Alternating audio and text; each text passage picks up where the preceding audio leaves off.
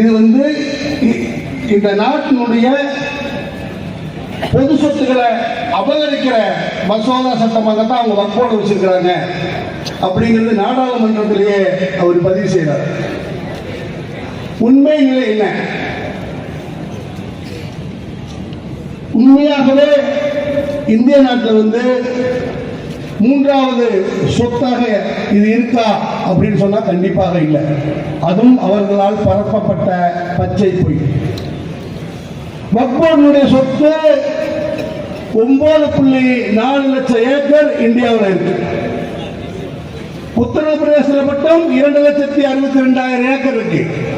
தமிழகத்தில் 66.94 ஏக்கர் இருக்கு. உண்மையே இந்தியாவிலே இது மிகப்பெரிய சொத்தா அப்படின்னு பாத்தீங்கன்னா இல்ல. தமிழகத்திலேயோ